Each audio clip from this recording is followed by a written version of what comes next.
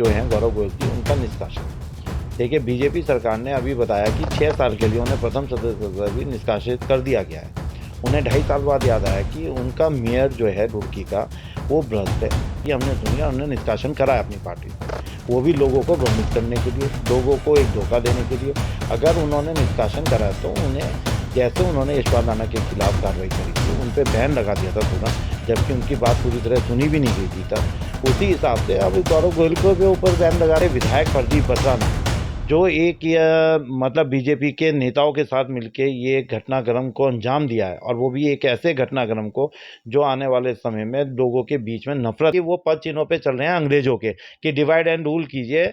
आप पहले इन्हें बांटिए समाज को, और समाज को बांटने के बाद जी सर, आज प्रेस वार्ता की गई है, क्या कहना चाहेंगे सर प्रेस वार्ता से? देखिए, आज प्रेस वार्ता इस विषय पर है कि आप लोगों से एक मुलाकात हो जाएगी, कम से कम बहुत टाइम हो गया आप सबसे मिले हुए। दूसरा क्या है कि रुड़की के अंदर राजनीतिक घटनाक्रम बहुत तेज़ी से हो रहे हैं, कई सारे घटनाक्रम हो गए।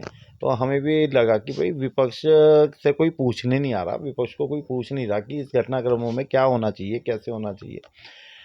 अगर हम देखें तो सबसे नवीनीकरण जो घटनाक्रम है वो है मेयर आपके जो हैं गौरव गोयल जी, उनका निष्कासन।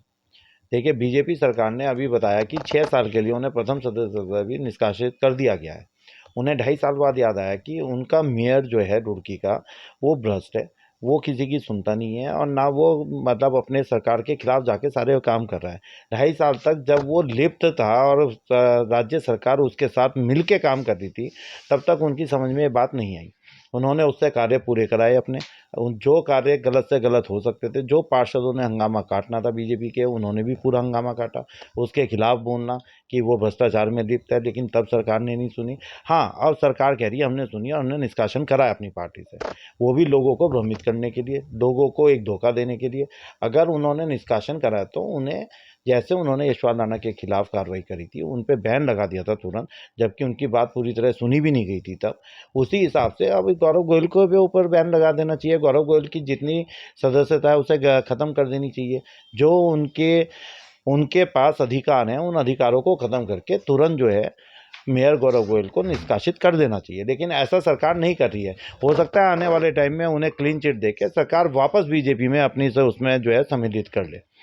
तो सबसे बड़ा तो मुद्दा जो है वो आज की डेट में यही है।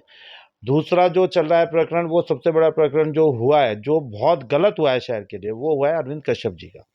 देखिए, अरविंद कश्यप जी हमारे कांग्रेस के सदस्य भी हैं, पदाधिकारी भी हैं, लेकिन क्योंकि कांग्रेस अब तक इस मुद्दे पर अगर नहीं आई, तो उसका सबसे बड़ा कारण भी जो है अरविंद कश्यप जी खुद रहे। अरविंद कश्यप जी ने ना तो किसी पदाधिकारी को, ना किसी कार्यकर्ता को कांग्रेस के उन्होंने अपनी व्यथा सुनाई, ना उन्होंने उसकी मदद मांगी। लेकिन मैं फिर भी ये कहना चाहूँगा, अरविंद कश्यप जी इस शहर समाज के सभी जितने यहाँ पे समाज हैं, उनमें सब में मौजूद आदमी हैं। उनकी अपनी एक बहुत बड़ी भूमिका जो है समाज को संवारने में और समाज के साथ लगी हुई थी। इसके अलावा उनके पुरख भी जो है उनके नाम हैं। लेकिन हमारे विधायक प्रदीप बत्रा ने, जो एक मतलब बीजेपी के नेताओं के साथ मिलके ये घटनाक्रम को अंजाम दिया है, और वो भी एक ऐसे घटनाक्रम को जो आने वाले समय में लोगों के बीच में नफरत फैलाएगा, कि एक व्यक्ति का नाम पुतले पे लिख के और उसका जो है आपने आग लगाई और आपने जो है पुतला दहन करा, ये किसी की समझ से परे है। कोई भी व्यक्ति नहीं चाहेगा। मैं अपने शहर की जनता से सिर्फ एक ही अपील करना चाहूँगा कि बीजेपी की जो ये गंदी राजनीति शुरू हुई है, इसे वो अपने आप को बचा के रखें, क्योंकि आज अरविंद कश्यप है, कल हो सकता है वो खुद हो। तो इस गंदी राजनीति से दूर रहें और बीजेपी की मानसिकता को समझने की कोशिश करें, और खास तौर से जो उनके विधायक हैं उनको। जातिगत विभाजन का मसला आप लोगों ने बिल्कुल सही उठाया। अब किसी व्यक्ति के साथ अगर इतना घृणाक्रम कार्य होगा तो उसका समाज उसके साथ खड़ा होगा। अब आप ये देखिए कि उससे पहले कई बार हमारे खुद के विधायक प्रदीप बत्रा जी ने कहा, कहने लगे कि जो हमारे यहाँ दो वो बने हुए हैं व्यापार मंडल, उन्हें मैं एक करूँगा और एक छत्र के नीचे लाऊंगा। लेकिन उन्होंने तीसरा व्यापार मंडल खड़ा कर दिया, जो सिविल लाइंस के अंदर खड़ा हो गया, जिसके विशाल शर्मा जी अध्यक्ष भी चुने गए। तो ये राजनीति जो अब चल गई है, पंजाबी समाज में खुद में अपने बहुत सारे गढ़ बन गए हैं, जिसमें संजय अरोड़ा अपनी राजनीति जो है लेके चल रहे हैं, अपने पंजाबी समाज की एक उन्होंने अलग से बना रखी है। इसके अलावा अभी आपके माध्यम से मैंने देखा संजीव ग्रोवर जी और प्रमोद जौहर की जो पंजाबी सभा है, जिसके वो प्रदेश उपाध्यक्ष भी हैं प्रमोद जौहर जी, उन्होंने खंडन किया कि पंजाबी समाज जो है उनके साथ नहीं है और पूरा पंजाबी समाज उनके साथ खड़ा नहीं है। वो भी एक अलग पंजाबी समाज हो गया। एक पंजाबी समाज हमें देखने को मिलता है नवीन गुलाटी जी के द्वारा, जो वो चलाते हैं, भरत कपूर और नवीन गुलाटी जी, वो एक अलग चलता है। तो मेरा कहना ये है कि ये विभाजन की जो स्थिति है, ये बीजेपी सरकार और यहाँ के जो माननीय विधायक हैं उन्होंने शुरू कराई है। उसका शायद कारण ये भी हो सकता है कि वो पद चिन्हों पे चल रहे हैं अंग्रेजों के, कि डिवाइड एंड रूल कीजिए।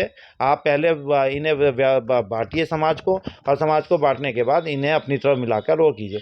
आप ये देखिए ना, एक कार्यक्रम हुआ जो मान सम्मान के लिए आपकी कल्पना सैनी जी के लिए हुआ, जो अभी राज्यसभा सांसद चुनी गई हैं, उसमें राज्यसभा सांसद कल्पना सैनी जी को मुबारकबाद देते देते उन्हीं के समाज के कुछ लोगों ने जो है मंत्री पद के लिए जो है हमारे विधायक प्रदीप बत्ता जी का नाम ले दिया। वहाँ पे भी विभाजन की स्थिति पैदा हो गई है, वहाँ पे भी विभाजन देखने को मिल रहा है। तो बीजेपी ने ये कार्य बहुत शुरू से करती आ रही है और लगातार करती जा रही है। कांग्रेस ने कभी भी विभाजन की बात नहीं करी, हर समाज हर वर्ग को अपने साथ लेके चलने की बात करी, और आज भी वही काम वो कर रही है। जिम्मेदारी सरकार को लेनी चाहिए, लेकिन सरकार क्या करती है कि कोई गलती से अगर कोई अच्छा कार्य हो जाता है तो उसका क्रेडिट वो लेती है, जबकि उसके पीछे कहीं ना कहीं कांग्रेस की सोच और कांग्रेस का कार्य रहा होता है। अगर किसी कार्य में पब्लिक या मीडिया उनसे पूछती है कि आपने ये कार्य क्यों कर दिया, तो उसका जितना भी गलत वो होता है वो कांग्रेस पे थोप देती है और ये कह देती है कि कांग्रेस ने भी किया था तो हमने उसको आगे बढ़ाया। अरे जो गलती अगर बाई चांस कांग्रेस ने की है और वो आप कर रहे हैं, तो आप अपने आप लीजिए ना उस गलती को, आप कांग्रेस के मत्थे क्यों मर रहे हैं। तो आज की डेट में सिर्फ बीजेपी एक ही कार्य कर रही है, हर समाज को बांटने का और अपनी राजनीति की रोटियां सेकने का।